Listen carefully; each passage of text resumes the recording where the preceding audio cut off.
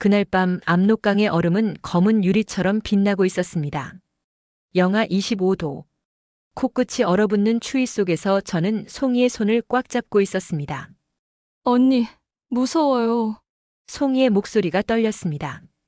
괜찮아. 내가 있잖아. 저는 그렇게 말했지만 사실 저도 무서웠습니다.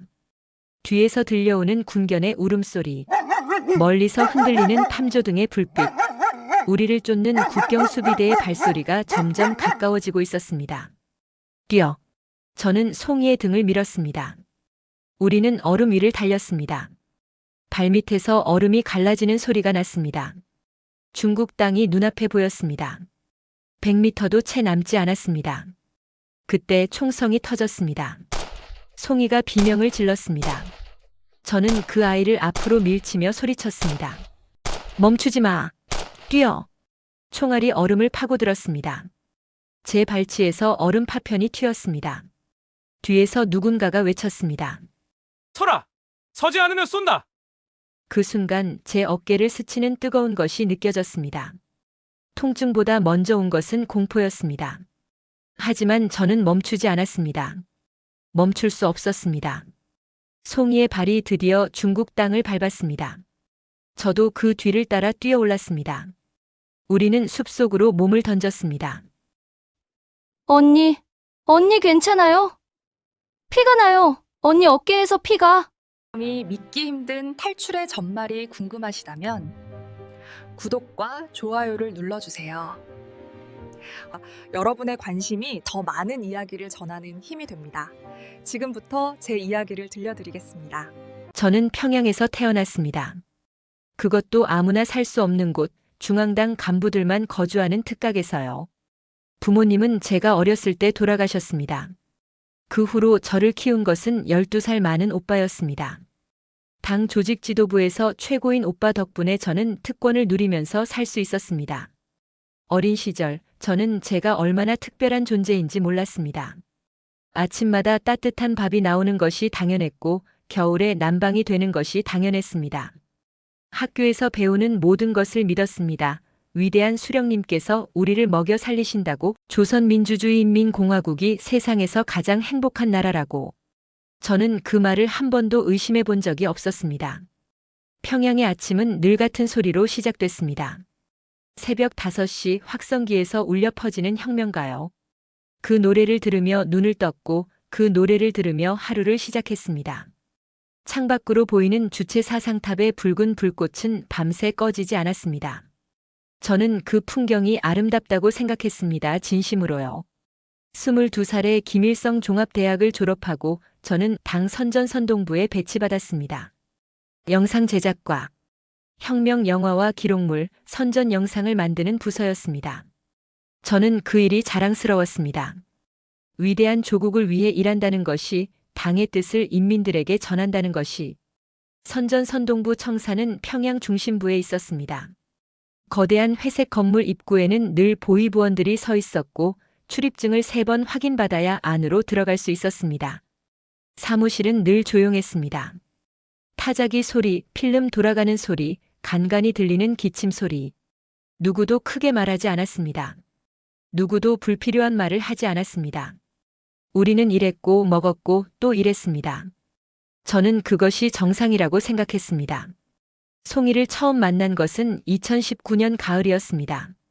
만수대예술단 창립 55주년 기념 공연 영상을 제작하라는 지시가 내려왔습니다. 저는 촬영팀을 이끌고 예술극장으로 갔습니다. 무대에서는 리허설이 한창이었습니다. 수십 명의 무용수들이 일사불란하게 움직였습니다. 붉은 치마가 물결치듯 흘렀고 하얀 저고리가 나비처럼 펄럭였습니다. 그때 한 무용수가 눈에 들어왔습니다. 맨 앞줄 중앙. 22살쯤 되어 보이는 젊은 여자였습니다. 다른 무용수들과 똑같은 동작을 하고 있었지만 유독 그 아이의 춤은 달랐습니다. 기술이 뛰어나서가 아니었습니다. 그 아이의 눈이 달랐습니다. 다른 무용수들의 눈에는 긴장과 두려움이 있었습니다. 실수하면 안 된다는 압박, 지켜보는 간부들의 시선에 대한 의식. 하지만 그 아이의 눈에는 그런 것이 없었습니다. 그저 춤을 추는 것이 좋아서, 음악이 좋아서, 몸을 움직이는 것이 좋아서 춤추는 사람의 눈. 순수했습니다.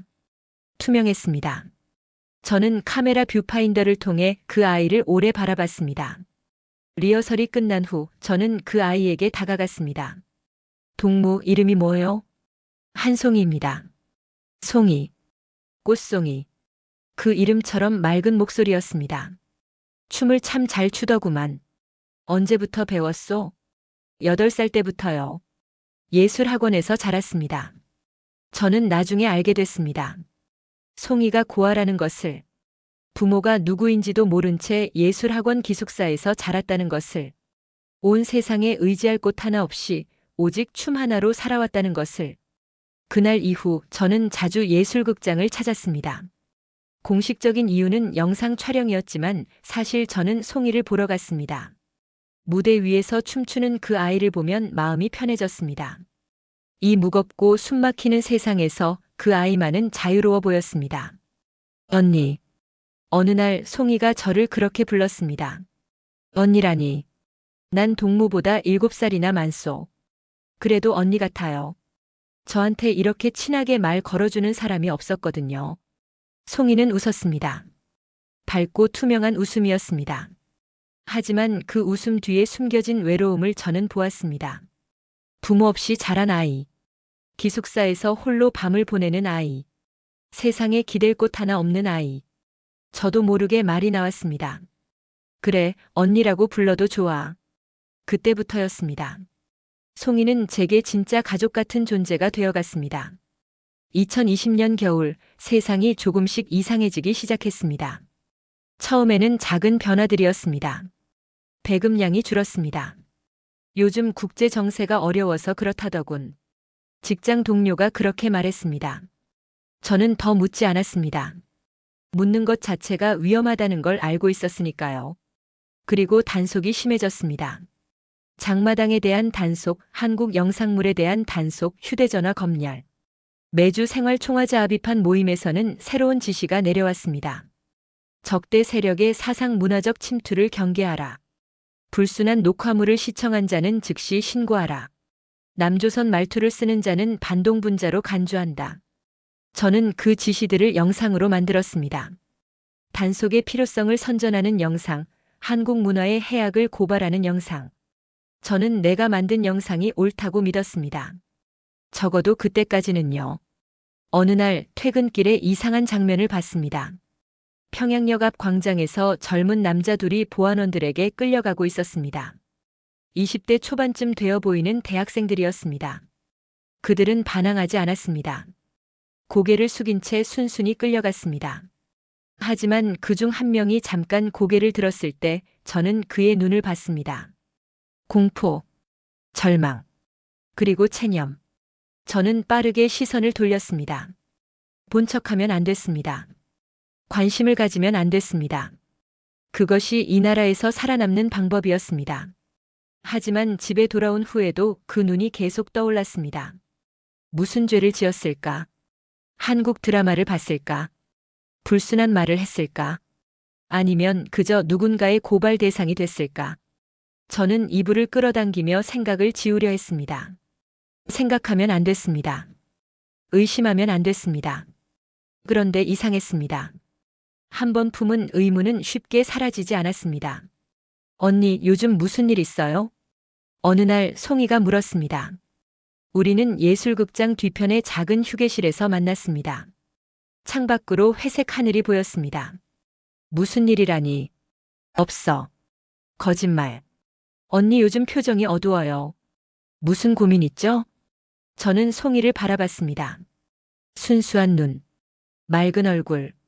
이 아이는 아직 아무것도 모릅니다. 이 체제의 진짜 모습을, 이 나라의 어두운 이면을. 그리고 저는 문득 깨달았습니다. 이 아이에게는 알려주고 싶지 않다고. 이 아이만큼은 이 투명한 눈을 잃지 않았으면 좋겠다고. 아니야, 정말 아무것도 아니야. 요즘 일이 좀 많아서 그래. 저는 웃어 보였습니다. 송이는 믿는 것 같지 않았지만 더 묻지 않았습니다. 대신 그 아이는 제 손을 잡았습니다. 언니 힘들면 말해요. 저밖에 없잖아요. 뭐라고? 언니한테 저밖에 없고 저한테 언니밖에 없잖아요.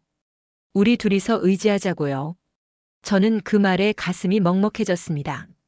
맞았습니다. 저에게는 송이밖에 없었습니다. 오빠는 있었지만 그에게 진심을 말할 수는 없었습니다. 오빠에게 저는 관리 대상이었지 가족이 아니었습니다. 선전선동부 동료들은 동지였지만 언제든 나를 신고할 수 있는 사람들이었습니다. 오직 송이만이, 이 맑고 순수한 아이만이 제가 마음을 열 수 있는 유일한 사람이었습니다. 그래. 우리 둘이서 의지하자. 저는 송이의 손을 꽉 잡았습니다. 그때는 몰랐습니다. 그 약속이 우리를 어디로 데려갈지, 그 인연이 우리의 목숨을 걸게 만들 줄은. 창밖에서 눈이 내리기 시작했습니다. 평양의 겨울은 길고 추웠습니다. 하지만 그날 송이의 손은 따뜻했습니다. 그 온기가 저를 살렸습니다. 나중에 모든 것이 무너졌을 때 그 온기가 저를 다시 일으켜 세웠습니다. 제 오빠 이야기를 해야 할 것 같습니다. 저보다 12살 많은 오빠. 이 나라에서 최고 권력자. 저희 부모님은 제가 10살 때 돌아가셨습니다. 오빠는 저를 특각에서 키웠습니다. 최고의 학교에 보내고 최고의 배급을 받게 하고 당 선전선동부에 배치까지 시켜줬습니다. 저는 오빠 덕분에 이 나라 최상위 계층으로 살 수 있었습니다. 하지만 오빠와 저 사이에 온기는 없었습니다. 명절에도 함께 밥을 먹지 않았습니다. 생일에도 축하 한마디 없었습니다. 오빠에게 저는 관리해야 할 대상이었지 가족이 아니었습니다. 가끔 전화가 올 때면 늘 같은 말이었습니다. 문제 일으키지 마라. 내 체면에 먹칠하지 마라. 저는 그 말에 익숙해져 있었습니다. 오빠의 권력 아래서 조용히 살아가는 것. 그것이 제 삶이었습니다. 그래서 송이가 더 소중했는지도 모릅니다. 피 한 방울 섞이지 않았지만 송이만이 저를 사람으로 대해줬으니까요. 2020년 12월의 어느 밤이었습니다. 선전선동부에서 야근을 하고 있었습니다. 김정일 장군 사망 9주기 추모 영상을 마무리해야 했습니다. 사무실에는 저 혼자였습니다. 형광등 불빛 아래서 편집 작업을 하고 있었습니다. 밤 11시쯤 복도에서 발소리가 들렸습니다. 저는 습관적으로 고개를 숙였습니다. 야근 중에 돌아다니는 것은 보위부원들 뿐이었습니다. 눈을 마주치지 않는 것이 상책이었습니다. 발소리가 제 사무실 앞에서 멈췄습니다. 김여정 동무. 심장이 철렁 내려앉았습니다. 보위부원이 제 이름을 부르다니. 무슨 일이지? 내가 뭘 잘못했나? 머릿속이 하얘졌습니다. 원수님께서 찾으십니다. 따라오시오. 안도와 동시에 불안이 밀려왔습니다. 이 시간에 왜 나를 부르는 거지? 저는 보위부원을 따라 복도를 걸었습니다. 엘리베이터를 타고 5층으로 올라갔습니다. 오빠의 사무실이 있는 층. 평소에는 출입조차 할 수 없는 곳이었습니다. 사무실 문 앞에서 보위부원이 물러났습니다. 들어가시오. 저는 문을 열었습니다. 오빠는 책상 앞에 앉아 있었습니다. 거대한 김일성 김정일 초상화 아래 붉은 깃발 사이에서 권력자 특유의 차가운 눈빛. 앉아라. 저는 소파에 앉았습니다. 오빠는 한동안 서류를 보며 저를 기다리게 했습니다. 의도적인 것이었습니다. 권력을 가진 자가 아랫사람을 대하는 방식. 마침내 오빠가 고개를 들었습니다. 내일 출장을 간다. 3일 정도. 그동안 이 사무실을 정리해야 하는데 내가 맡아라. 예? 기밀 서류들을 분류해서 금고에 넣어둬야 한다. 다른 놈들은 믿을 수가 없어. 너라면 입이 무겁겠지. 저는 고개를 끄덕였습니다. 거절할 수 없었습니다. 오빠의 말은 곧 명령이었습니다. 알겠습니다, 오빠. 오빠의 눈이 가늘어졌습니다. 다음 날부터 저는 오빠의 사무실에서 서류를 정리했습니다. 대부분은 당 조직 관련 문서들이었습니다. 인사기록, 회의록, 지시문. 읽어서는 안 되는 것들이었지만 정리하려면 어쩔 수 없이 내용을 봐야 했습니다. 이틀째 되는 날 밤이었습니다. 책상 서랍 깊숙한 곳에서 빨간 표지의 문서철을 발견했습니다. 극비라는 도장이 찍혀 있었습니다. 열어서는 안 되는 것이었습니다. 하지만 저는 열었습니다. 왜 그랬는지 모르겠습니다. 호기심이었을까요? 아니면 무언가 알아야 한다는 본능이었을까요? 문서철을 펼치는 순간 심장이 멎는 것 같았습니다. 반당반 혁명 분자 처리 명단. 숫자들이 빼곡했습니다. 이름, 나이, 직업, 죄목, 그리고 처리 결과. 저는 페이지를 넘겼습니다. 손이 떨렸습니다. 박영수, 교원 불순 사상 유포 총살. 김순옥 의사 탈북 기도 정치 범수용소 무기형. 최동현 노동자 한국영상물 시청 총살. 수백 개의 이름이 있었습니다. 수백 개의 처리 결과가 있었습니다. 그때 한 이름이 눈에 들어왔습니다. 한철민 만수대 예술단 연출가 반동 발언 총살 2019년 8월. 한철민. 저는 그 이름을 알았습니다. 송이가 말해준 적 있었습니다. 자신에게 춤을 가르쳐준 은사 아버지 같은 분이라고. 어느 날 갑자기 사라졌는데 다들 지방으로 발령받았다고만 했다고. 그런데 총살이라니. 저는 계속 페이지를 넘겼습니다. 손끝이 차가워졌습니다. 저는 문서철을 떨어뜨렸습니다. 바닥에 종이들이 흩어졌습니다. 저는 그 자리에 주저앉았습니다. 숨을 쉴 수가 없었습니다. 저는 고개를 들어 책상 위를 봤습니다. 서류 결제란에 찍힌 도장. 오빠의 도장이었습니다. 저는 그날 밤 어떻게 집에 돌아왔는지 기억나지 않습니다. 새벽까지 잠을 이루지 못했습니다. 천장을 바라보며 누워 있었습니다. 머릿속에서 같은 생각이 맴돌았습니다. 이 나라가 가르쳐온 모든 것들, 그리고 다른 이름들도 떠올랐습니다. 문서에서 본 수백 개의 이름들, 총살당한 사람들, 수용소로 끌려간 사람들, 흔적도 없이 사라진 사람들, 그들에게도 가족이 있었을 것입니다. 부모가, 자녀가, 형제가, 그들도 누군가의 소중한 사람이었을 것입니다. 송이의 은사 한철민 선생도 그랬습니다. 송이에게 아버지 같은 분이었다고 했습니다. 그런데 총살이라니, 반동 발언이라니, 대체 무슨 말을 했길래. 저는 이불을 끌어안고 몸을 웅크렸습니다. 무서웠습니다. 진실을 알아버린 것이 무서웠습니다. 이 비밀을 안고 살아가야 한다는 것이 무서웠습니다. 그리고 무엇보다 내가 지금까지 믿어온 모든 것이 거짓이었다는 사실이 무서웠습니다. 며칠 후 저는 송이를 만났습니다. 예술극장 뒤편의 그 작은 휴게실. 송이는 평소처럼 환하게 웃으며 달려왔습니다. 언니, 오랜만이에요. 요즘 왜 이렇게 안 보여요? 저는 그 아이를 바라봤습니다. 맑은 눈, 순수한 미소, 아무것도 모르는 얼굴. 한철민 선생이 총살당했다는 것을 이 아이는 모릅니다. 아버지처럼 따랐던 그분이 반동이라는 죄목으로 죽임당했다는 것을 말해줘야 할까요? 아니면 모르는 게 나을까요? 언니, 왜 그래요? 얼굴이 안 좋아 보여요. 저는 고개를 저었습니다. 아니야. 그냥 요즘 잠을 못 자서 그래. 거짓말이었습니다. 하지만 진실을 말할 수 없었습니다. 말하는 순간 송이도 위험해지니까요. 그때 송이가 제 손을 잡았습니다. 언니, 나 다음 달에 큰 공연 있어요. 김정일 장군님 사망 10주기 추모 공연. 저 동무 맡았어요. 정말? 축하해. 언니가 영상 찍어줘요. 응? 언니가 찍은 영상이 제일 예쁘게 나오잖아요. 송이가 웃었습니다. 해맑은 웃음이었습니다. 저는 그 웃음을 보며 결심했습니다. 이 아이만은 지켜야 한다. 이 더러운 진실로부터, 이 잔인한 체제로부터 무슨 일이 있어도. 창밖으로 겨울 해가 지고 있었습니다. 평양의 하늘이 핏빛으로 물들었습니다. 그 붉은 노을 아래서 저는 처음으로 생각했습니다. 이 나라를 떠나야 할지도 모른다고. 하지만 그것은 아직 먼 이야기처럼 느껴졌습니다. 설마 내가, 설마 우리가. 저는 그때 몰랐습니다. 2021년 12월. 김정일 장군 사망 10주기 추모 대공연이 코앞으로 다가왔습니다. 평양 만수대 예술극장은 전쟁터 같았습니다. 수백 명의 무용수, 가수, 연주자들이 매일 15시간씩 리허설을 반복했습니다. 실수는 용납되지 않았습니다. 위대한 장군님을 추모하는 자리에서 단 한 치의 오차도 있어서는 안 됐습니다. 저는 영상 촬영을 위해 매일 예술극장에 출근했습니다. 송이는 동무를 맡았습니다. 장군님의 품이라는 제목의 서정 무용.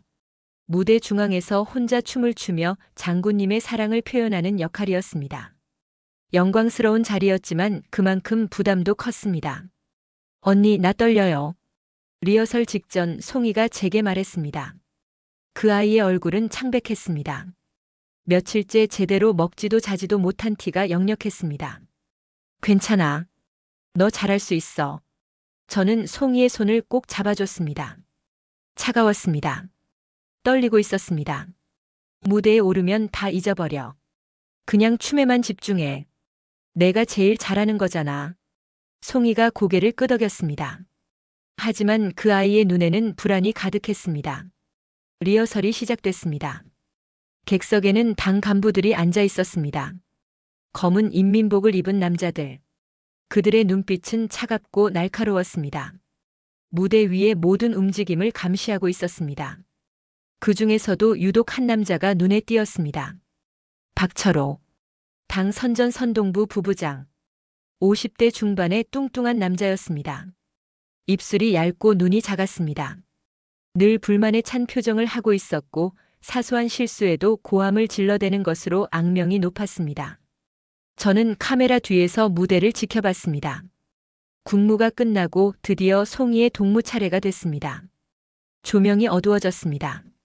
무대 중앙에 한 줄기 빛이 내려왔습니다. 그 빛 속으로 송이가 걸어 나왔습니다. 흰색 치마 저고리, 길게 따은 머리. 음악이 시작됐습니다. 송이가 춤을 추기 시작했습니다. 팔이 물결치듯 흘렀습니다. 발끝이 바닥을 스치며 미끄러졌습니다. 아름다웠습니다. 저는 카메라 뷰파인더를 통해 송이를 바라보며 안도했습니다. 잘하고 있어. 이대로만 하면 돼. 3분이 지났습니다. 4분, 5분. 클라이맥스가 다가왔습니다. 무대 정면에 걸린 김정일 장군의 거대한 초상화. 송이는 그 초상화를 향해 천천히 걸어갔습니다. 마지막 동작. 무릎을 꿇고 깊이 절하는 장면. 그때였습니다. 송이의 몸이 흔들렸습니다. 저는 심장이 멎는 것 같았습니다. 연속 15시간의 리허설. 며칠간의 수면 부족. 극도의 긴장감. 그 모든 것이 송이의 몸을 무너뜨렸습니다. 송이가 무릎을 꿇는 순간 균형을 잃었습니다. 한쪽 무릎이 꺾이며 바닥에 주저앉았습니다. 팔이 허공을 헤맸습니다. 우아한 동작이 아니었습니다. 쓰러지는 것처럼 보였습니다. 김정일 장군의 초상화 바로 앞에서 객석이 얼어붙었습니다. 송이가 황급히 일어나려 했습니다. 하지만 그 순간 박철호가 자리에서 벌떡 일어났습니다. 멈춰. 그의 고함이 극장 전체에 울려 퍼졌습니다. 음악이 끊겼습니다. 모든 시선이 송이에게 쏠렸습니다. 박철호가 무대를 향해 걸어왔습니다. 그의 얼굴은 분노로 일그러져 있었습니다. 저것이 위대한 장군님 앞에서 할 짓이냐? 송이가 무릎을 꿇은 채 고개를 숙였습니다. 몸 전체가 떨리고 있었습니다. 죄송합니다. 죄송합니다, 부부장 동무. 죄송하다고? 무릎을 꺾어? 장군님 앞에서 쓰러지듯 주저앉아? 이게 경의를 표하는 자세냐 아니면 조롱이냐? 저는 카메라 뒤에서 주먹을 꽉 쥐었습니다. 뛰어나가고 싶었습니다. 저 아이는 그냥 지쳐서 그런 거라고 반역이 아니라고 말하고 싶었습니다. 하지만 움직일 수 없었습니다. 입을 열 수 없었습니다. 여기서 나서면 저도 송이도 끝이었습니다. 박철호가 송이를 내려다봤습니다. 차갑고 잔인한 눈빛이었습니다. 이름이 뭐냐? 한송이입니다. 한송이. 만수대 예술단. 알았다. 박철호가 돌아섰습니다. 그의 입가에 섬뜩한 미소가 스쳤습니다. 오늘 리허설은 여기까지다. 내일 다시 본다. 그가 사라진 후에도 송이는 한동안 무대 위에서 일어나지 못했습니다. 그날 밤 저는 송이를 기숙사까지 데려다 줬습니다. 송이는 말이 없었습니다. 창백한 얼굴로 고개를 숙인 채 걸었습니다. 기숙사 앞에 도착해서야 송이가 입을 열었습니다. 언니, 나 어떡해요? 그 목소리에는 공포가 담겨 있었습니다. 괜찮아. 그냥 실수야. 다들 이해할 거야. 저는 그렇게 말했지만 확신이 없었습니다. 박철호의 눈빛이 계속 떠올랐습니다. 그 차가운 미소. 알았다라는 말. 언니 나 무서워요.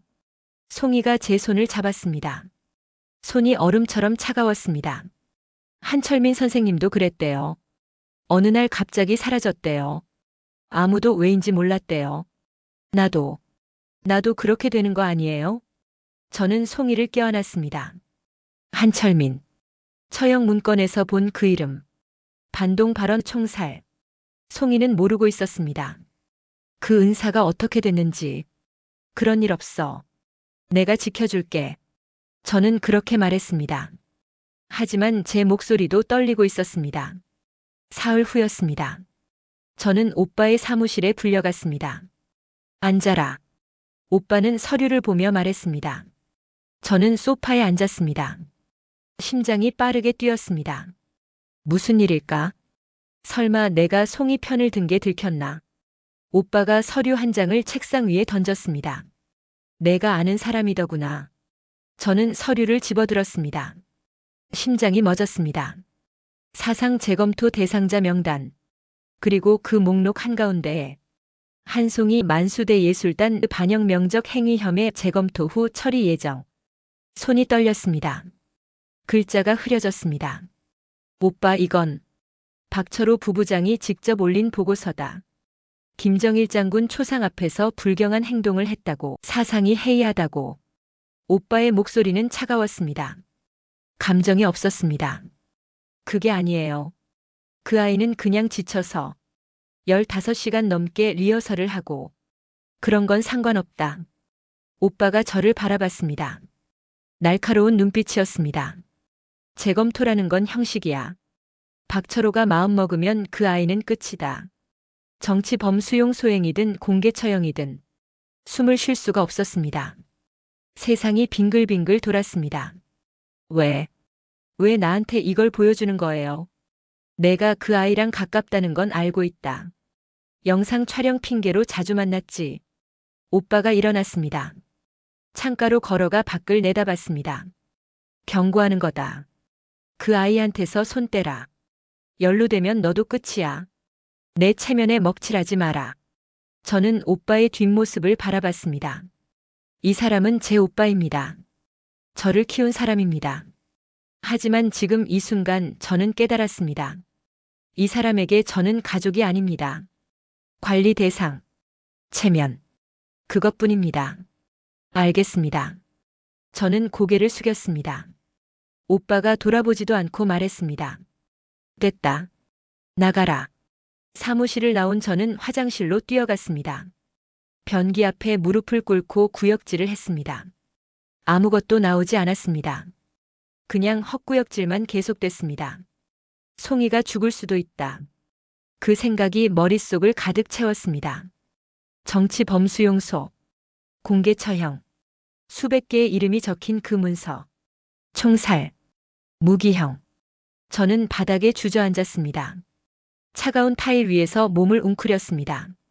어떻게 해야 하지? 어떻게 해야 그 아이를 살릴 수 있지? 오빠 말대로 손을 떼야 할까요? 모른 척 해야 할까요? 그러면 저는 살 수 있습니다.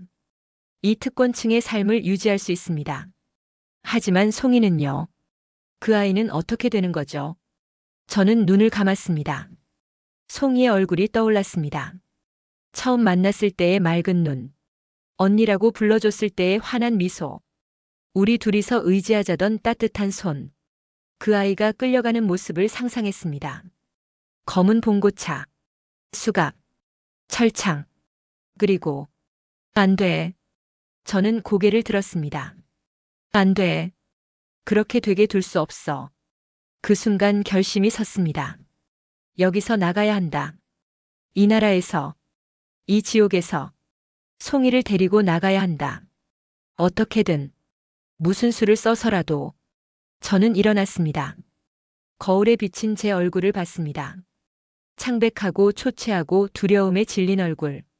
하지만 눈빛은 달랐습니다. 그 안에 무언가가 타오르고 있었습니다. 각오, 결의, 그리고 절박함.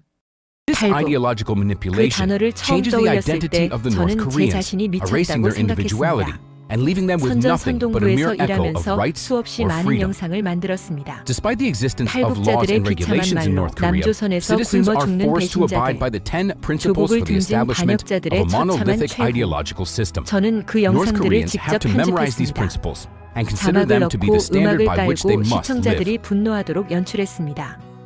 그런 제가 탈북을 생각하다니 Kim Il-sung's ideology 다른 is the 방법이 only 없었습니다. thought permitted in the consciousness 송이의 of 이름이 North 적힌 Korean 그 citizens. 문서 사상 재검토 후 Since these 처리 예정 principles form the basis of 재검토는 virtually 형식일 everything in 뿐이라고 society, 오빠가 and any 말했습니다. criticism of the state is seen 박철호가 as a 마음 crime, 먹으면 people can 끝이라고 neither be skeptical 시간이 about the government 없었습니다. nor make any 저는 attempts to 며칠 introduce 동안 any 방법을 changes into their 찾았습니다. lives. 낮에는 평소처럼 일했습니다.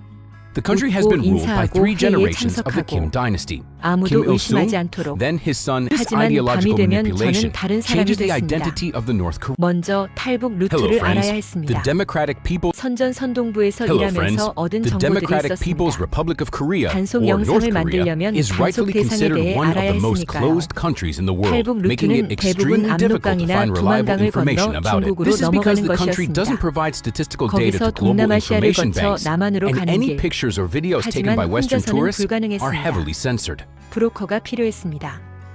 Gaining 문제는 entry to 어떻게 this country 브로커를 as a foreigner 찾느냐는 것이었습니다. is rather challenging 저는 장마당을 because there are some very 떠올렸습니다. specific rules for 통일거리 visiting. 시장, 평양에서 These 가장 rules 큰 have 장마당 somewhat 중 been softened in the 하나였습니다. recent years, but only 공식적으로는 for some of the neighboring 불법이지만 countries 당국도 with which 묵인하는 North 곳. Korea maintains 온갖 partnerships. 물건이 오가고 온갖 정보가 흘러다니는 The 곳. local political system 그곳에 is 가면 unique, 뭔가 but exhibits 실마리를 all 찾을 수 the 있을지도 characteristics of a 모른다. totalitarian regime, 일주일 후 저는 which 통일거리 시장에 explains the lack of 갔습니다. any substantial 퇴근 information 후 about life 평소와 in 다른 North 옷으로 Korea. 갈아입었습니다. One of the challenges that 낡은 점퍼와 Hello, 허름한 friends. 바지, The Democratic 방구 티가 People's 나면 안 Republic of Korea, 됐습니다. or North 모자를 눌러쓰고 시장으로 향했습니다. 시장은 사람들로 북적였습니다. 좌판마다 물건이 쌓여 있었습니다. 중국산 과자, 일본산 중고 의류, 한국 드라마가 담긴 USB까지 불법이었지만 다들 알면서도 사고 팔았습니다. 살아남으려면 어쩔 수 없었으니까요. 저는 시장 구석구석을 돌아다녔습니다. 누가 브로커인지 알 수 없었습니다. 물어볼 수도 없었습니다. 잘못 물었다가 신고당하면 끝이었습니다. 세 번째 방문이었습니다. 한 좌판 앞에서 발걸음을 멈췄습니다. 중고 휴대전화를 파는 50대 여자였습니다. 얼굴에 주름이 깊었고 눈빛이 날카로웠습니다. 저는 휴대전화를 집어들며 물었습니다. 이거 중국 거요? 그렇소. 쓸만하오. 중국 물건이 좋다던데. 중국 쪽에 아는 사람 있소? 여자의 눈이 가늘어졌습니다. 저를 위아래로 훑어봤습니다. 왜 묻소? 그냥. 물건 좀 더 구하고 싶어서요. 침묵이 흘렀습니다. 여자가 주변을 둘러봤습니다. 그리고 낮은 목소리로 말했습니다.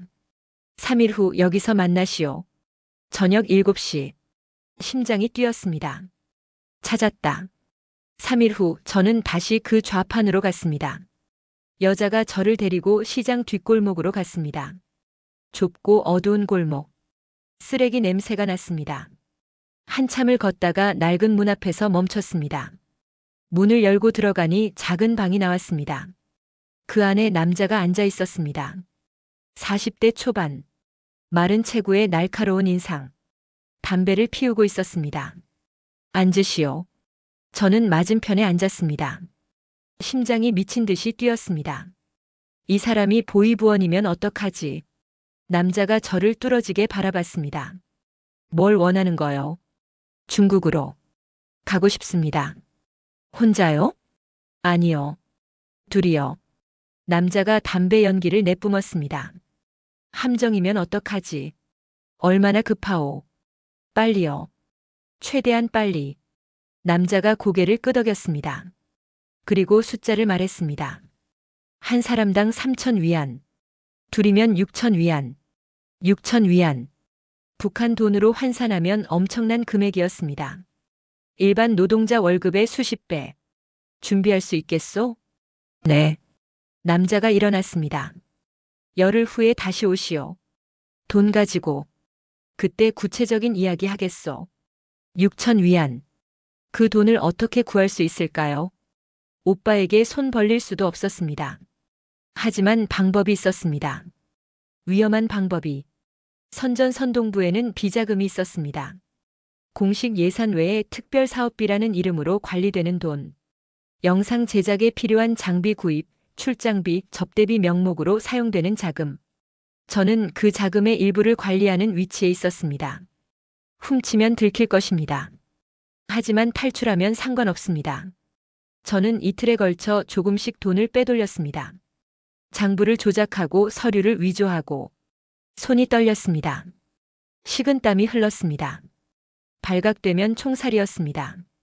하지만 멈출 수 없었습니다. 송이의 얼굴이 떠올랐습니다. 그 맑은 눈. 언니한테 저밖에 없고 저한테 언니밖에 없잖아요. 그 아이를 위해서라면. 열흘 후 저는 브로커를 다시 만났습니다.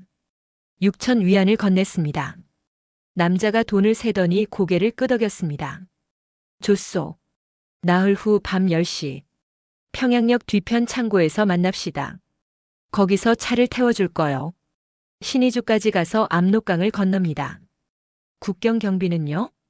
그건 내가 알아서 하겠소. 당신들은 시키는 대로만 하면 돼요. 남자가 담배를 비벼 껐습니다. 한 가지 경고하겠소. 중간에 마음 바뀌면 안 돼요. 도망치면 안 돼요. 그러면 당신들도 나도 다 죽소. 알겠소? 알겠습니다. 저는 고개를 숙였습니다. 이제 돌이킬 수 없었습니다. 그날 밤 저는 송이를 만났습니다. 예술극장 뒤편의 그 휴게실. 송이는 일주일 만에 보는 것이었습니다. 얼굴이 더 야위어 있었습니다. 눈 밑에 다크서클이 짙었습니다. 언니, 무슨 일이에요? 갑자기 보자고 해서. 저는 송이의 손을 잡았습니다. 그리고 말했습니다. 송이야, 나랑 같이 떠나자. 네? 이 나라를 떠나자. 남쪽으로 가자. 송이의 눈이 커졌습니다. 공포와 혼란이 뒤섞인 눈빛이었습니다. 언니, 무슨 소리예요? 그게. 너 지금 위험해. 박철호가 너를 명단에 올렸어. 사상 재검토 대상. 그게 뭔지 알아? 끌려가면 끝이야. 정치 범수용소야. 송이의 얼굴이 하얗게 질렸습니다. 거짓말. 거짓말 아니야. 내가 직접 봤어. 저는 송이의 손을 더 꽉 잡았습니다. 송이야, 한철민 선생님 기억나? 내 은사. 갑자기 사라졌다고 했잖아. 응. 그분 총살당했어. 반동 발언이라는 죄목으로. 나는 그 문서를 직접 봤어. 송이의 눈에서 눈물이 흘러내렸습니다. 입술이 떨렸습니다. 선생님이. 미안해.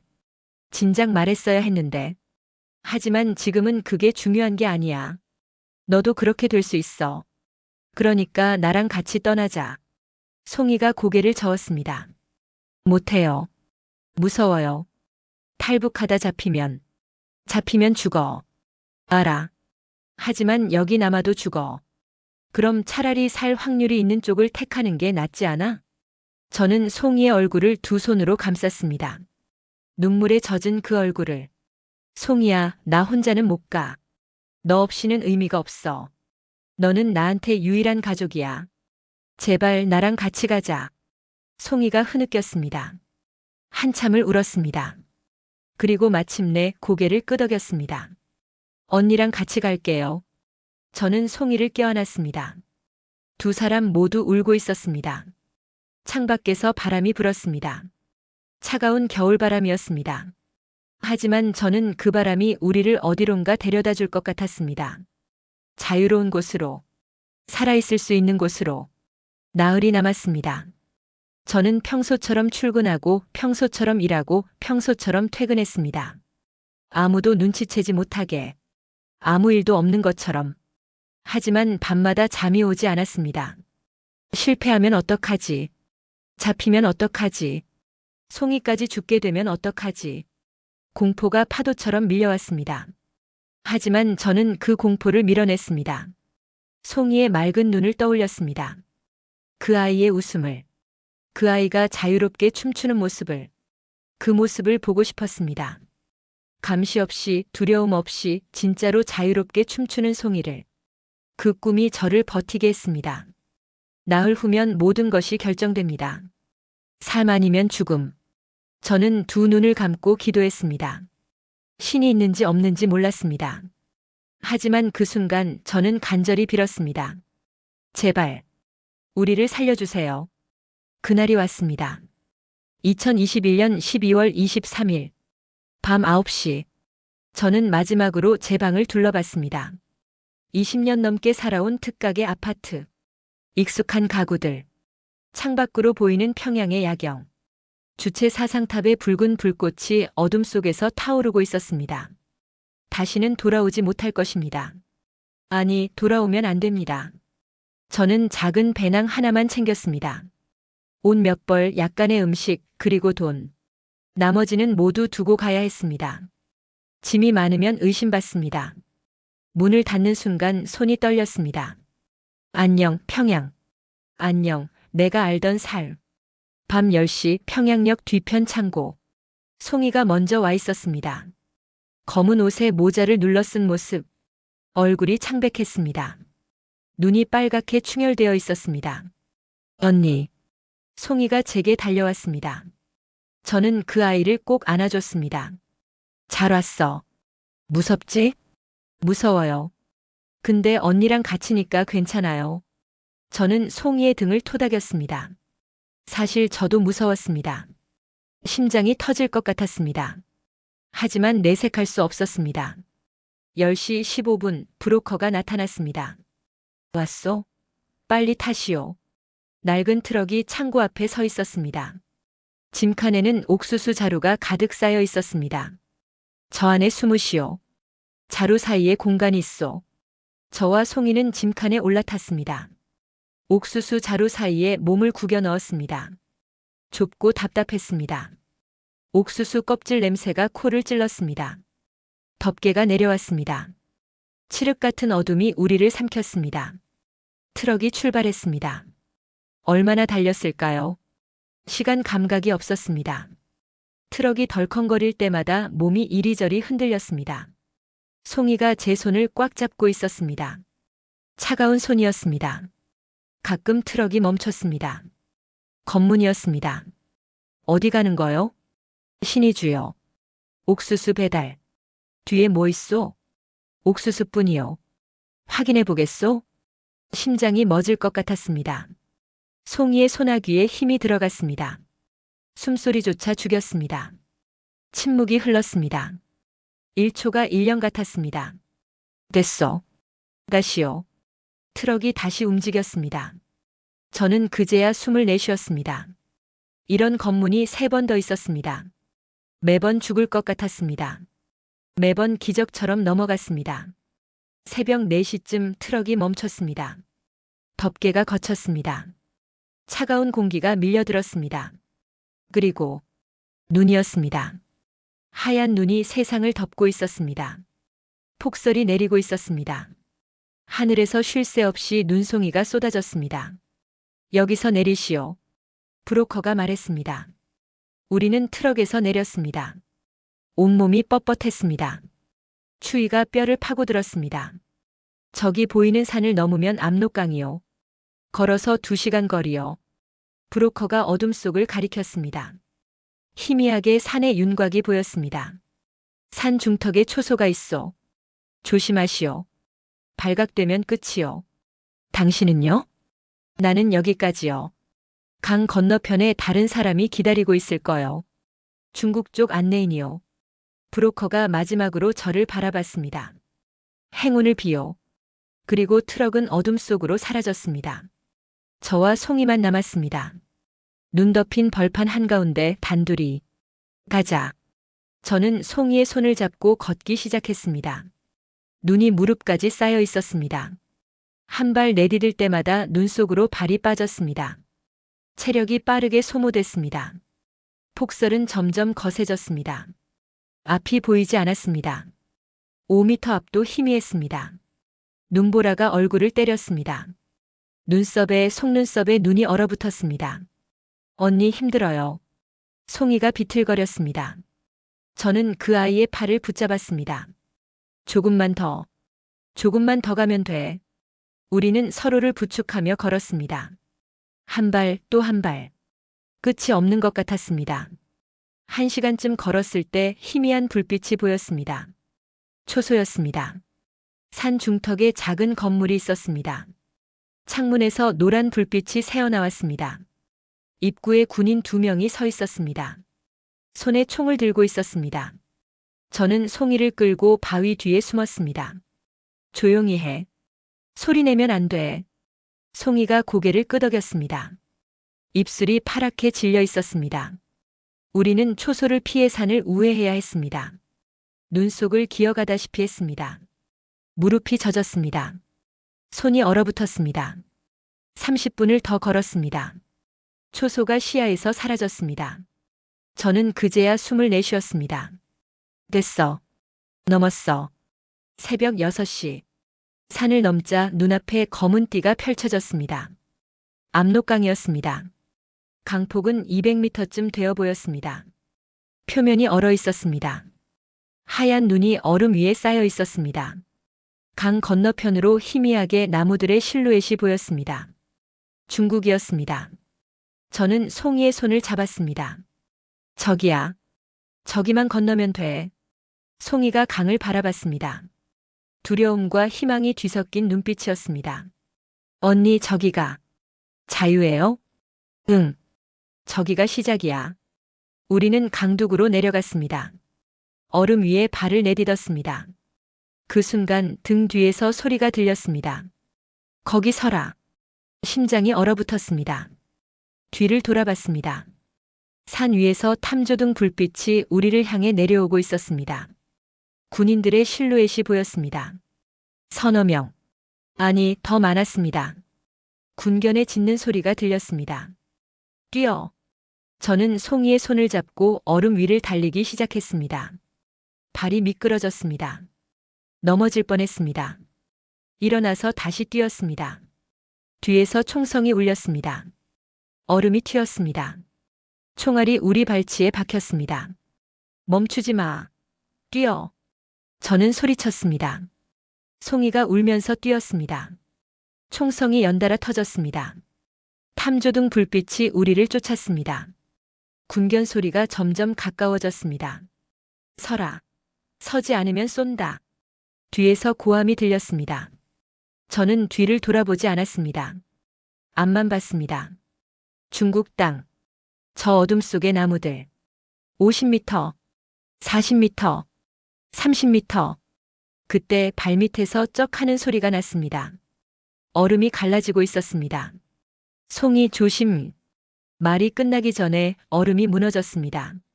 차가운 물이 저를 삼켰습니다. 물속은 칠흑 같았습니다. 차가움이 온몸을 찔렀습니다.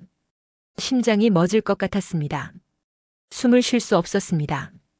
죽는구나. 그 생각이 스쳤습니다. 하지만 저는 발버둥 쳤습니다. 팔을 휘저었습니다. 위로 위로 위로. 손이 얼음에 닿았습니다. 구멍을 찾았습니다. 얼음 가장자리를 붙잡고 몸을 끌어올렸습니다. 수면 위로 나온 순간 숨을 들이쉬었습니다. 차가운 공기가 폐를 찔렀습니다. 언니. 송이의 목소리가 들렸습니다. 그 아이가 달려왔습니다.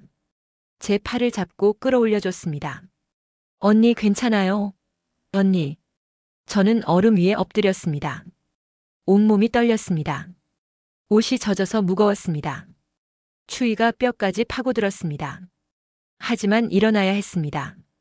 뒤에서 총성이 계속 울리고 있었습니다. 가야 해. 가야 해.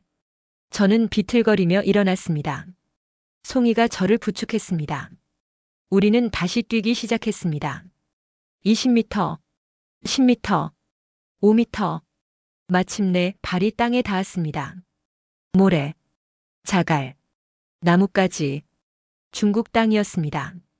저는 송이를 끌고 숲속으로 뛰어들었습니다. 나무들 사이로 몸을 숨겼습니다. 뒤에서 총성이 멀어졌습니다. 탐조등 불빛이 강 위를 헤맸지만 우리를 찾지 못했습니다. 저는 나무에 등을 기대고 주저앉았습니다. 숨이 거칠게 몰아쳤습니다. 온몸이 떨렸습니다. 젖은 옷에서 물이 뚝뚝 떨어졌습니다. 송이가 제 앞에 무릎을 꿇었습니다. 언니. 언니, 살았어요. 우리 살았어요. 송이가 울었습니다. 저도 울었습니다. 우리는 서로를 껴안고 울었습니다. 폭설이 계속 내렸습니다. 하지만 그 눈이 우리를 숨겨주는 것 같았습니다. 우리의 발자국을 지워주는 것 같았습니다. 살았습니다. 아직 끝나지 않았습니다. 중국에서의 여정이 남아 있었습니다. 하지만 적어도 이 순간만큼은 우리는 살아 있었습니다. 저는 송이를 꼭 안은 채 하늘을 올려다봤습니다. 눈송이가 얼굴 위로 떨어졌습니다. 차가웠지만 자유의 맛이었습니다. 중국 땅을 밟았을 때 저는 생각했습니다. 이제 살았다고. 하지만 그것은 착각이었습니다. 진짜 지옥은 이제부터 시작이었습니다.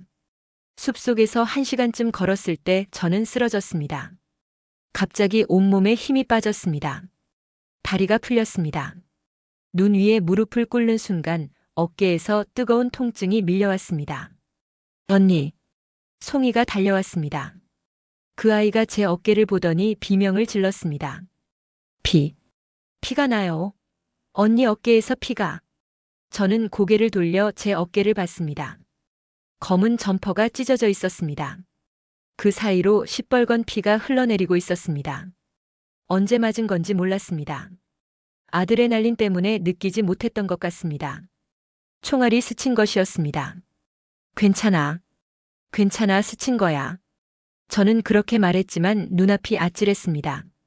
추위와 출혈과 탈진이 한꺼번에 밀려왔습니다.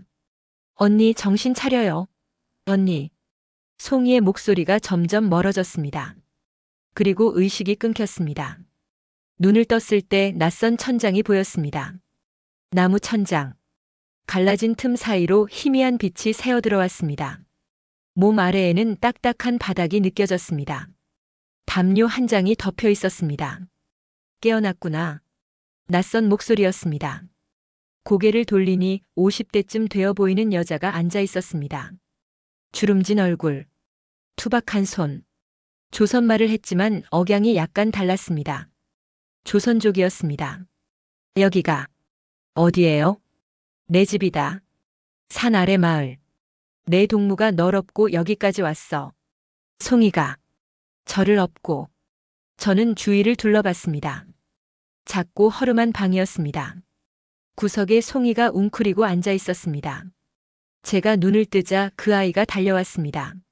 언니, 깨어났어요. 다행이다, 다행이다.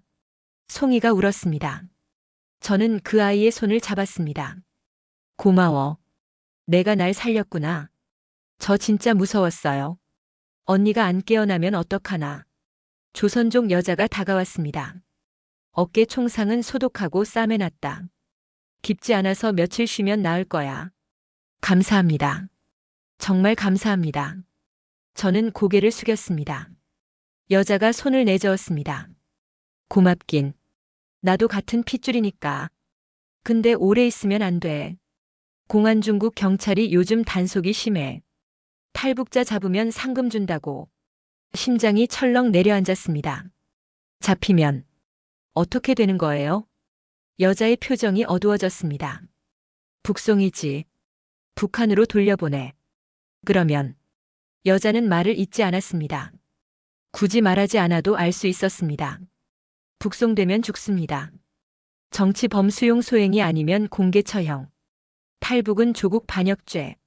가장 무거운 형벌이 기다리고 있었습니다. 이틀만 쉬어라. 그 후에는 떠나야 해. 그 집에서 이틀을 보냈습니다. 여자의 이름은 왕춘화. 왕여사라고 불렀습니다. 남편은 오래전에 죽었고 혼자 농사를 지으며 살고 있었습니다. 가난했지만 따뜻한 사람이었습니다. 나도 옛날에 친척이 탈북했어. 북송당해서. 그 뒤로 소식 없어. 왕여사가 밥을 차려주며 말했습니다. 그래서 도와주는 거야. 할 수 있을 때 해야지. 저는 죽 한 그릇을 받아들며 눈물이 났습니다. 이 세상에 아직 이런 사람이 있다는 것이, 생면부지에 우리를 목숨 걸고 숨겨주는 사람이 있다는 것이 정말 감사했습니다. 왕 여사님, 남쪽으로 가려면 어떻게 해야 해요? 브로커를 찾아야 해. 여기서 남쪽까지 직접 가는 건 불가능해. 중국 전역에 건문이 있거든. 왕 여사가 목소리를 낮췄습니다. 내가 아는 사람이 있어. 황 씨라고. 탈북자들 남쪽으로 보내주는 일해. 믿을 수 있는지는 모르겠지만 다른 방법이 없어. 저는 고개를 끄덕였습니다. 선택의 여지가 없었습니다. 사흘째 되는 날 밤 황 브로커를 만났습니다. 마을 외곽에 버려진 창고. 어둠 속에서 한 남자가 나타났습니다. 40대 후반. 눈이 작고 입술이 얇았습니다. 첫인상부터 불길했습니다. 이 둘이야? 황 브로커가 저와 송이를 훑어봤습니다. 마치 물건을 감정하는 것 같은 눈빛이었습니다. 남쪽으로 가고 싶다면서. 네. 돈은? 북한에서 브로커한테 이미 다 줬어요. 더는 없습니다. 황 브로커의 눈이 가늘어졌습니다. 돈이 없어? 그럼 어떻게 하라고? 침묵이 흘렀습니다. 저는 주머니에 손을 넣었습니다. 마지막으로 남은 것. 어머니의 금반지였습니다. 어릴 때 오빠가 준 것. 유일한 유품이었습니다. 이것뿐이에요. 저는 반지를 내밀었습니다. 황 브로커가 반지를 받아들더니 이리저리 살폈습니다. 순금이네. 좋아, 이걸로 하지. 그가 반지를 주머니에 넣었습니다. 내일 밤에 차가 올 거야. 그 차 타고 선양까지 가. 거기서 다른 브로커가 데려다 줄 거야. 라오스까지. 라오스요? 거기서 태국으로 넘어가. 태국에 가면 한국 대사관이 있어. 거기 가면 된다고. 중국, 선양, 라오스, 태국, 한국. 머나먼 여정이었습니다. 하지만 길이 보였습니다. 감사합니다. 고마워하긴 일러. 도착할 때까지 살아있어야 고마운 거지. 황 브로커가 씁쓸하게 웃었습니다. 그 웃음이 왠지 불길했습니다. 다음 날 밤 차가 왔습니다. 검은 승합차였습니다. 안에는 이미 사람들이 타고 있었습니다. 우리처럼 탈북한 사람들. 총 6명. 모두 지쳐 보였습니다. 공포에 질린 눈들. 저와 송이는 맨 뒤에 앉았습니다. 차가 출발했습니다. 아무도 말하지 않았습니다. 숨소리만 들렸습니다. 창밖으로 어둠이 스쳐 지나갔습니다. 2시간쯤 달렸을 때 차가 갑자기 멈췄습니다. 왜 서는 거야? 앞에서 누군가가 물었습니다. 운전사가 대답하지 않았습니다. 차 문이 열렸습니다. 그리고 불빛이 쏟아졌습니다. 손전등. 수십 개의 손전등이 차 안을 비췄습니다. 꼼짝 마라. 공안이다. 중국어였습니다. 하지만 무슨 뜻인지 알 수 있었습니다. 경찰이었습니다. 차 안이 비명으로 가득 찼습니다. 사람들이 달아나려 했습니다. 하지만 사방이 막혀 있었습니다. 공안들이 차 문을 열고 사람들을 끌어냈습니다. 도망쳐. 저는 송이의 손을 잡고 반대쪽 문을 열었습니다. 뛰어내렸습니다. 어둠 속으로 달렸습니다. 저기 2명. 뒤에서 고함이 들렸습니다. 손전등 불빛이 쫓아왔습니다. 저는 미친 듯이 뛰었습니다. 송이를 끌고. 앞이 보이지 않았습니다. 그냥 달렸습니다. 골목으로 또 골목으로. 숨이 끊어질 것 같았습니다. 다리가 풀렸습니다. 하지만 멈출 수 없었습니다. 얼마나 달렸을까요? 어느 순간 뒤의 소리가 멀어졌습니다. 손전등 불빛이 사라졌습니다. 저는 어두운 골목 구석에 몸을 숨겼습니다. 송이를 끌어안고 벽에 등을 붙였습니다. 심장이 터질 것 같았습니다. 숨을 쉴 수 없었습니다. 온몸이 떨렸습니다. 송이가 제 품에서 울고 있었습니다. 소리 없이 온몸을 떨면서 쉿. 괜찮아. 괜찮아. 저는 송이의 머리를 쓰다듬으며 속삭였습니다. 하지만 제 목소리도 떨리고 있었습니다. 이제 어떡하지? 차도 없고, 브로커도 없고, 돈도 없고, 중국 한복판에 단둘이 남겨졌습니다. 그 골목에서 밤을 새웠습니다. 새벽이 되자 저는 송이를 깨웠습니다. 일어나. 해 뜨기 전에 숨을 곳을 찾아야 해. 송이가 고개를 들었습니다. 눈이 퉁퉁 부어 있었습니다. 얼굴에 핏기가 없었습니다. 언니, 우리 어떡해요? 이제 어떻게 해요? 저는 송이의 손을 잡았습니다. 방법을 찾을 거야. 반드시. 확신은 없었습니다. 하지만 포기할 수 없었습니다. 여기서 무너지면 정말 끝이었습니다. 일단 왕 여사님한테 돌아가자. 멀지 않아. 거기서 다시 방법을 찾아보자. 저는 일어났습니다. 송이의 손을 잡고 걷기 시작했습니다. 동이 트고 있었습니다. 낯선 중국의 거리. 스쳐 지나가는 사람들의 눈길이 두려웠습니다. 누가 신고할지 몰랐습니다. 누가 우리를 팔아넘길지 몰랐습니다. 하지만 걸어야 했습니다. 살기 위해서, 송이를 살리기 위해서 저는 이를 악물고 앞으로 나아갔습니다. 지옥은 끝나지 않았습니다. 하지만 저도 포기하지 않을 것입니다.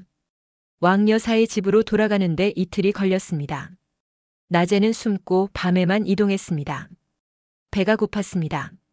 목이 말랐습니다. 송이는 점점 지쳐갔습니다. 하지만 멈출 수 없었습니다. 드디어 왕여사의 집이 보였을 때 저는 안도의 한숨을 내쉬었습니다. 하지만 뭔가 이상했습니다. 집 앞에 낯선 차가 서 있었습니다. 검은 승합차. 그리고 문 앞에 남자들이 서 있었습니다. 저는 송이를 끌고 덤불 뒤에 숨었습니다. 언니, 저 사람들 누구예요? 송이가 속삭였습니다. 저는 고개를 저었습니다. 나쁜 예감이 들었습니다. 그때 집안에서 왕여사가 끌려 나왔습니다. 나는 모른다니까. 그 애들 어디 갔는지 몰라. 왕여사가 소리쳤습니다. 남자 하나가 그녀의 뺨을 때렸습니다. 거짓말하지 마. 황 형이 다 말했어. 여기서 탈북자 숨겨줬다면서. 황 브로커. 그 이름을 듣는 순간 모든 것이 이해됐습니다. 황 브로커가 우리를 팔아넘긴 것입니다. 공안 단속은 우연이 아니었습니다. 처음부터 계획된 것이었습니다. 우리 같은 탈북자들을 모아놓고 공안에게 신고해서 상금을 받거나 아니면 인신매매 조직에 넘기는 것. 저는 송이의 손을 꽉 잡았습니다. 손이 떨렸습니다. 송이야, 조용히 빠져나가자. 천천히. 그때 뒤에서 목소리가 들렸습니다. 거기 누구야? 심장이 멎었습니다. 뒤를 돌아보니 남자 2명이 서 있었습니다. 손에 쇠파이프를 들고 있었습니다. 찾았다. 여기 있어. 저는 송이의 손을 잡고 뛰려 했습니다. 하지만 늦었습니다. 무언가가 뒤통수를 때렸습니다. 세상이 빙글빙글 돌았습니다. 그리고 어둠이 찾아왔습니다. 눈을 떴을 때 저는 창고 같은 곳에 있었습니다. 손이 뒤로 묶여 있었습니다. 발도 묶여 있었습니다. 콘크리트 바닥이 차가웠습니다. 어디선가 물 떨어지는 소리가 들렸습니다.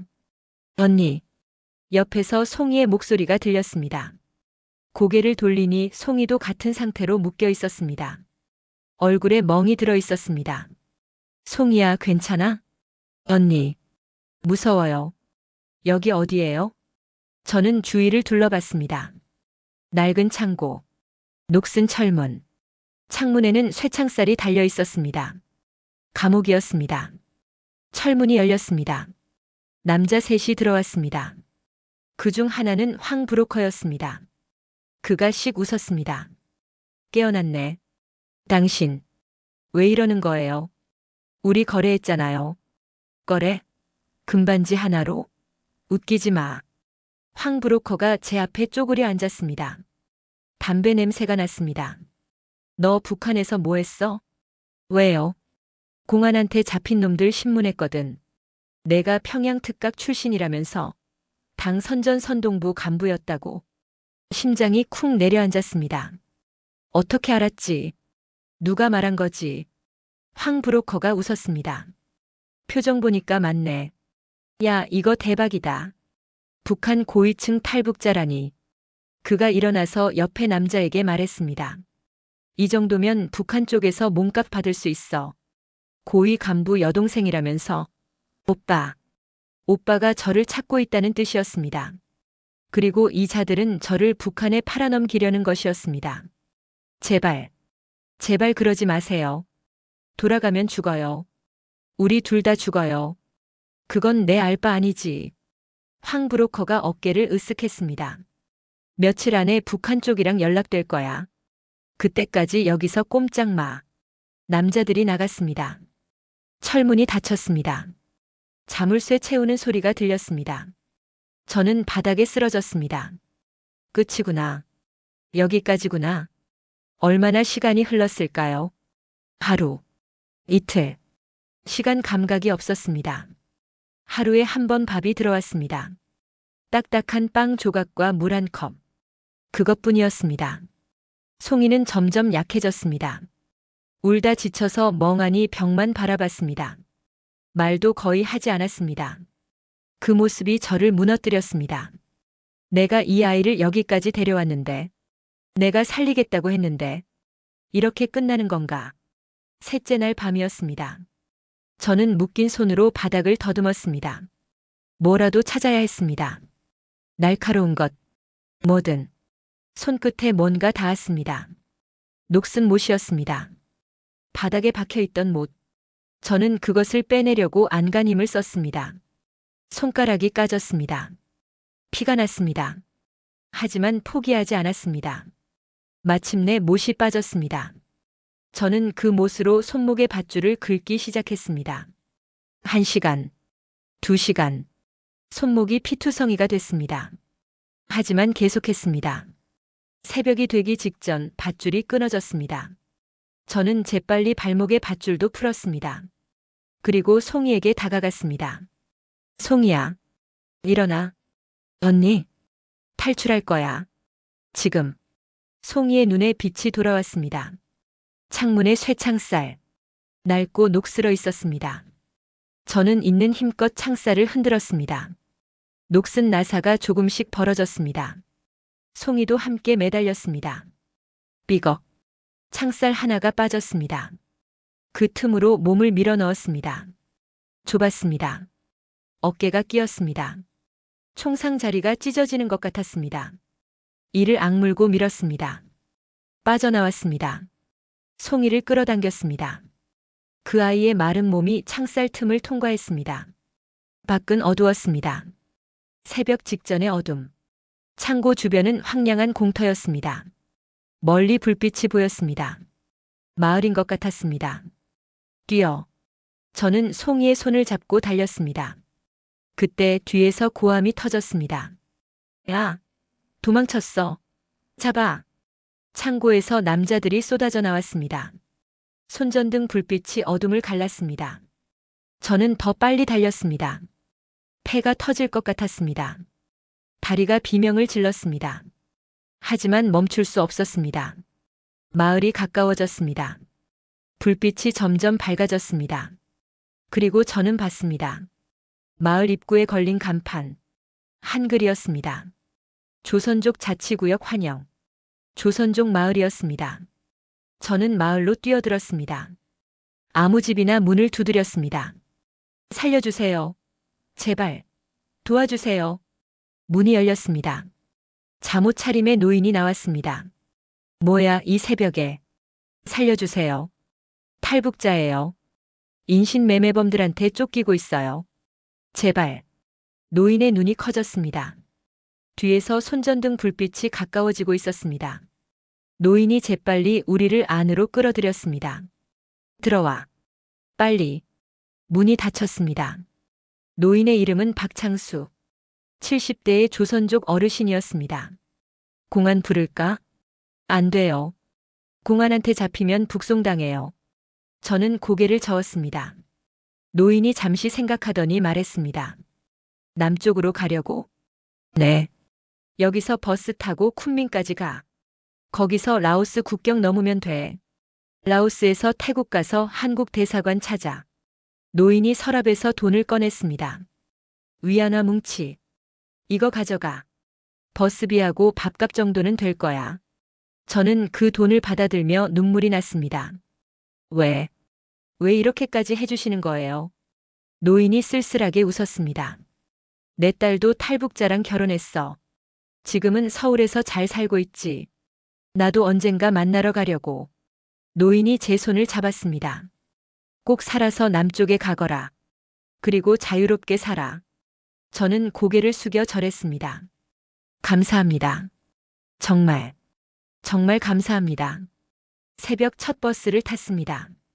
창밖으로 중국의 풍경이 스쳐 지나갔습니다. 송이가 제 어깨에 기대어 잠들었습니다. 지친 얼굴이었지만 평온해 보였습니다. 저는 창밖을 바라보며 생각했습니다. 아직 끝나지 않았습니다. 쿤민까지, 라오스까지, 태국까지, 그리고 대한민국까지. 아직 갈 길이 멀었습니다. 하지만 희망이 보였습니다. 어둠 속에서 손을 내밀어준 사람들. 왕여사, 박창수 어르신, 이름도 모르는 수많은 사람들. 그들 덕분에 우리는 여기까지 왔습니다. 그들의 마음을 헛되이 하지 않을 것입니다. 반드시 살아남을 것입니다. 반드시 자유를 찾을 것입니다. 버스가 남쪽을 향해 달렸습니다. 태양이 떠오르고 있었습니다. 버스는 3일 밤낮을 달렸습니다. 쿤밍, 시상반나, 그리고 라오스 국경. 풍경이 점점 바뀌었습니다. 회색 도시가 사라지고 푸른 산과 붉은 땅이 나타났습니다. 남쪽으로 갈수록 공기가 따뜻해졌습니다. 겨울을 뚫고 온 우리에게 그 따스함은 마치 희망처럼 느껴졌습니다. 하지만 긴장을 늦출 수 없었습니다. 버스가 검문소를 지날 때마다 심장이 멎었습니다. 공안이 올라와 신분증을 확인할 때마다 숨을 죽였습니다. 우리에게는 신분증이 없었습니다. 발각되면 끝이었습니다. 박창수 어르신이 알려준 방법이 있었습니다. 검문할 때 자는 척해. 중국인처럼 보이면 굳이 안 깨워. 저와 송이는 모자를 눌러쓰고 잠든 척했습니다. 눈을 감고 있으면서도 심장은 미친 듯이 뛰었습니다. 기적처럼 매번 통과했습니다. 라오스 국경에 도착한 것은 나흘째 되는 새벽이었습니다. 국경 마을의 작은 여관. 박창수 어르신이 소개해준 사람이 기다리고 있었습니다. 50대 중국인 여자. 이름은 리 여사. 라오스까지 데려다 줄게. 거기서 태국 국경까지는 다른 사람이 안내할 거야. 리 여사가 말했습니다. 얼굴은 무뚝뚝했지만 눈빛은 나쁘지 않았습니다. 믿어도 되는 거예요? 저는 물었습니다. 황 브로커에게 당한 뒤로 저는 아무도 믿을 수 없었습니다. 리 여사가 피식 웃었습니다.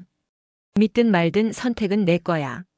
근데 여기서 혼자 갈 수 있어? 선택의 여지가 없었습니다. 저는 고개를 끄덕였습니다. 국경을 넘는 것은 생각보다 간단했습니다. 공식 검문소가 아닌 산길. 밀수꾼들이 다니는 루트였습니다. 리 여사가 앞장서고 저와 송이가 뒤를 따랐습니다. 2시간을 걸었습니다. 그리고 리 여사가 멈췄습니다. 여기부터 라오스야.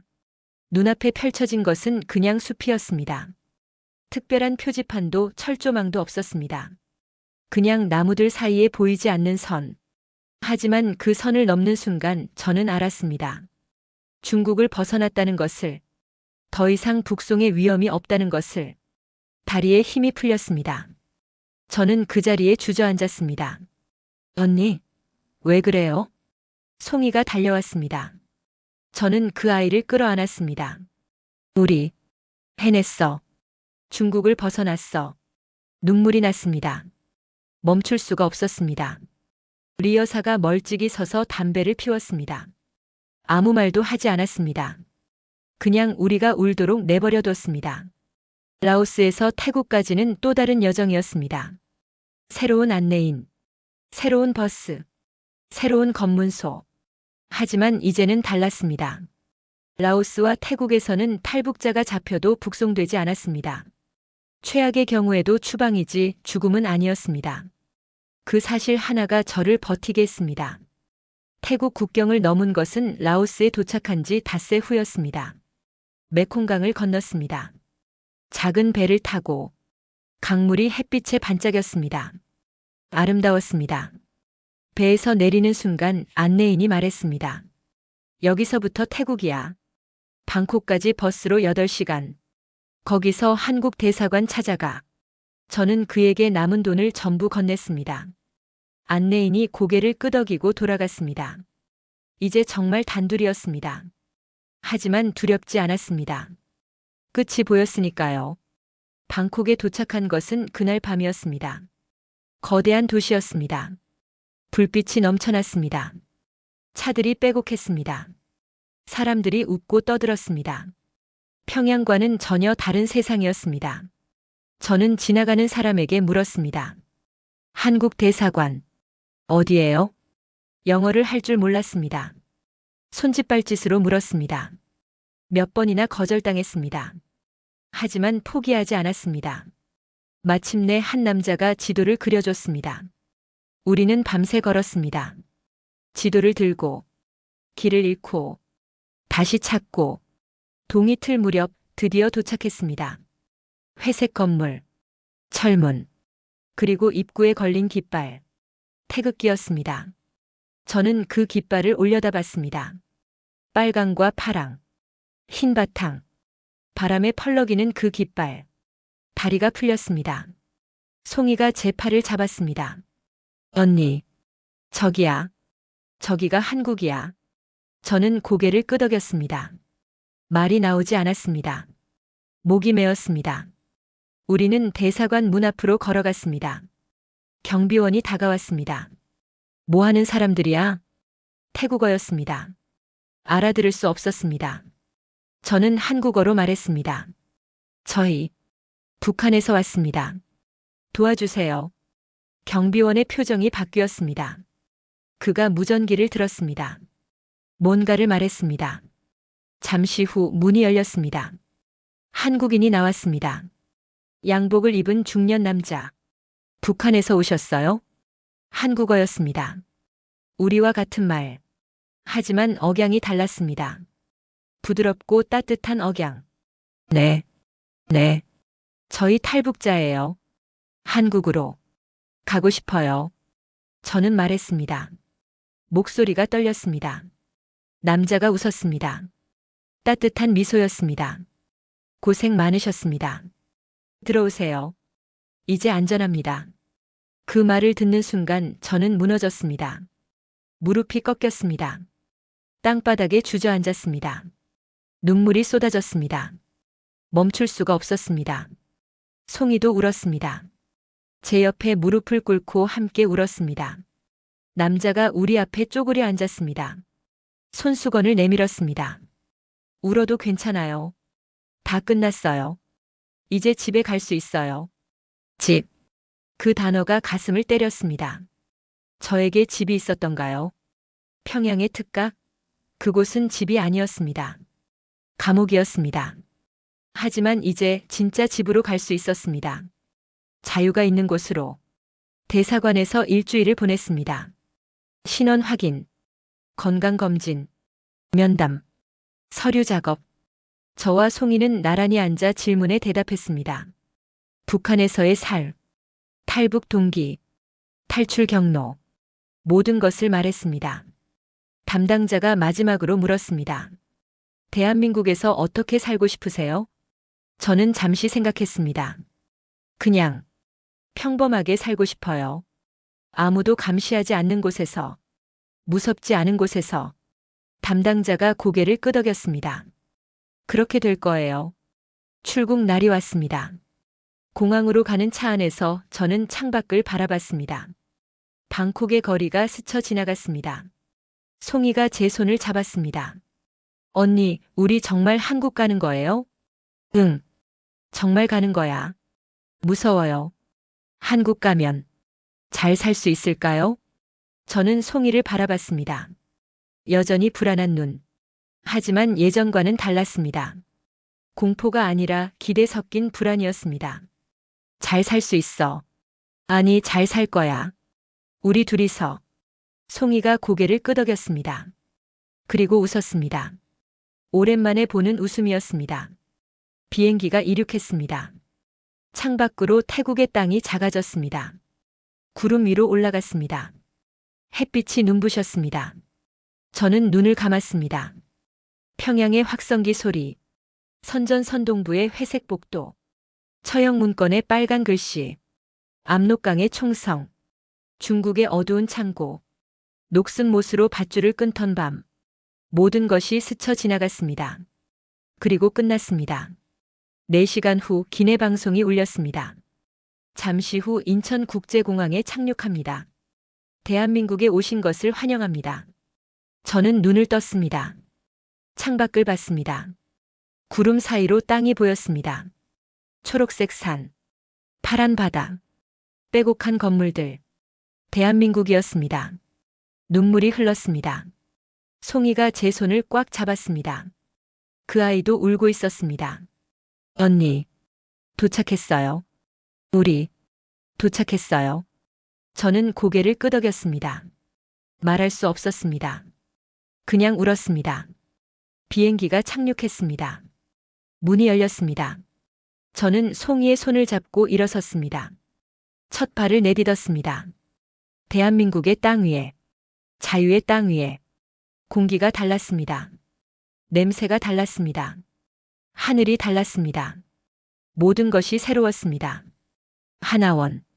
그곳에서 저는 처음으로 자유가 무엇인지 배웠습니다. 경기도 안성의 조용한 산자락. 탈북민 정착 지원 시설. 저와 송이는 그곳에서 석 달을 보냈습니다. 처음에는 모든 것이 낯설었습니다. 아침에 일어나도 확성기 소리가 없었습니다. 생활총화도 자아비판도 없었습니다. 아무도 저를 감시하지 않았습니다. 아무도 제 말을 기록하지 않았습니다. 그 자유가 오히려 두려웠습니다. 언니, 이거 진짜 먹어도 되는 거예요? 식당에서 송이가 물었습니다. 쟁반 위에는 밥과 국, 반찬 5가지가 놓여 있었습니다. 고기도 있었습니다. 맵기 고기가 나왔습니다.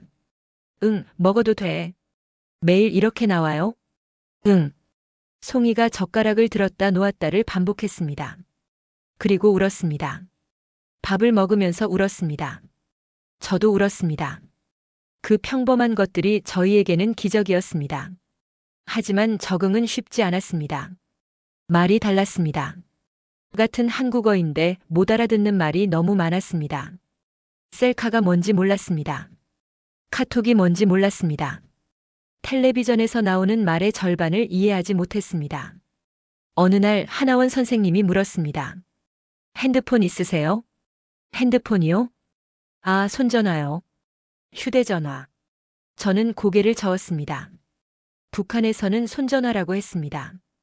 같은 물건인데 다른 이름. 그런 것들이 수없이 많았습니다. 사람들의 시선도 힘들었습니다. 하나원을 나온 뒤 저는 서울에서 직장을 구했습니다. 작은 회사의 사무직이었습니다. 첫날 자기소개를 했습니다. 안녕하십니까가 김여정입니다. 잘 부탁드립니다. 동료들이 저를 이상하게 쳐다봤습니다. 말투가 특이하시네요. 어디 출신이세요? 저는 대답하지 못했습니다. 북한 출신이라고 말하면 어떤 눈으로 볼까? 이상한 사람 취급할까? 불쌍한 사람 취급할까? 지방이요. 저는 거짓말을 했습니다. 그날 밤 저는 원룸에서 혼자 울었습니다. 여기까지 왔는데, 목숨 걸고 탈출했는데, 왜 아직도 숨어야 하는 거지? 왜 아직도 거짓말을 해야 하는 거지? 자유를 찾았는데 저는 여전히 자유롭지 못했습니다. 그때 저를 일으켜 세운 것은 송이였습니다. 송이는 하나원을 나온 뒤 작은 무용학원에 취직했습니다. 아이들에게 춤을 가르치는 일이었습니다. 월급은 적었지만 송이는 행복해 보였습니다. 언니, 나 오늘 발표회했어요. 어느 날 송이가 전화했습니다. 목소리가 밝았습니다. 아이들이 춤췄는데 너무 예뻤어요. 부모님들이 박수치고 사진 찍고 나도 같이 울었어요. 왜 울었어? 몰라요. 그냥 행복해서 내가 가르친 애들이 무대에서 웃는 거 보니까 이게 진짜 내 삶이구나 하는 생각이 들었어요. 저는 그 말을 듣고 한참을 생각했습니다. 이게 진짜 내 삶이구나. 송이는 이미 새 삶을 시작하고 있었습니다. 과거에 매이지 않고 앞으로 나아가고 있었습니다. 저도 그래야 했습니다. 저는 결심했습니다. 숨지 않기로. 더 이상 거짓말하지 않기로. 회사 동료들에게 말했습니다. 저 사실 북한 출신이에요. 탈북민이에요. 침묵이 흘렀습니다. 동료들이 저를 바라봤습니다. 한 동료가 물었습니다. 진짜요? 북한에서 어떻게 나왔어요? 저는 말했습니다. 압록강을 건넌 이야기, 중국에서 쫓긴 이야기, 태국을 거쳐 한국에 온 이야기. 동료들이 놀란 표정으로 들었습니다. 그리고 한 명이 말했습니다. 대단하시네요. 진짜 대단해요. 그 말을 듣는 순간 가슴에서 뭔가가 풀리는 느낌이 들었습니다. 불쌍한 게 아니었습니다. 이상한 게 아니었습니다. 살아남은 것이었습니다. 싸워서 이긴 것이었습니다. 저는 처음으로 제 과거가 부끄럽지 않았습니다. 지금 저는 서울에서 살고 있습니다. 작은 원룸이지만 제 공간입니다. 누구의 눈치도 보지 않는 저만의 집입니다. 아침에 일어나면 커피를 내립니다. 창문을 열고 바깥을 바라봅니다. 출근하는 사람들, 등교하는 학생들, 유모차를 끄는 엄마들. 평범한 풍경입니다. 저는 그 평범함이 좋습니다. 주말이면 송이를 만납니다. 같이 밥을 먹고 영화를 보고 한강을 걷습니다. 어느 날 한강변에 앉아 노을을 바라보며 송이가 말했습니다. 언니, 우리 정말 여기까지 왔네요. 응. 가끔 꿈 같아요. 그때 압록강에서 총소리 들으면서 뛰던 거. 중국 창고에 갇혀 있던 거. 진짜 있었던 일인가 싶어요. 저는 송이의 손을 잡았습니다. 있었던 일이야. 우리가 겪은 일이야. 근데 이제는 그냥 지나간 거야. 송이가 고개를 끄덕였습니다. 그리고 웃었습니다. 노을이 한강을 붉게 물들였습니다. 아름다웠습니다. 평양에서도 노을을 봤습니다. 하지만 그때는 아름다운지 몰랐습니다. 감시와 공포 속에서 아름다움을 느낄 여유가 없었습니다. 지금은 압니다. 자유로워야 아름다움이 보인다는 것을. 가끔 북한에 있을 때를 생각합니다. 오빠는 어떻게 됐을까? 제가 탈북한 후 아니면 아무 일 없이 여전히 권력을 휘두르고 있을까? 왕 여사는 괜찮을까? 저 때문에 끌려가진 않았을까? 북한에 남은 수천만 명의 사람들. 그들은 지금도 감시 속에서, 공포 속에서, 굶주림 속에서 살아가고 있을 것입니다. 저는 운이 좋았습니다. 탈출할 수 있었고 살아남았고 여기까지 왔습니다. 하지만 그들은 아직 그곳에 있습니다. 저는 그들을 잊지 않을 것입니다. 언젠가 그들도 자유를 찾는 날이 오기를, 이 노을을 함께 바라볼 수 있는 날이 오기를, 저는 그날을 기다립니다. 이 이야기를 들어주신 분들께 말씀드리고 싶습니다. 자유는 공기와 같습니다. 있을 때는 모릅니다. 없어져야 비로소 알게 됩니다. 여러분이 매일 아침 눈을 뜨고 하고 싶은 말을 하고 가고 싶은 곳에 가고 만나고 싶은 사람을 만날 수 있다는 것. 그것이 얼마나 소중한 것인지 부디 기억해 주세요. 저는 살아남았습니다. 그리고 앞으로도 살아갈 것입니다. 자유롭게, 당당하게, 제 이름으로.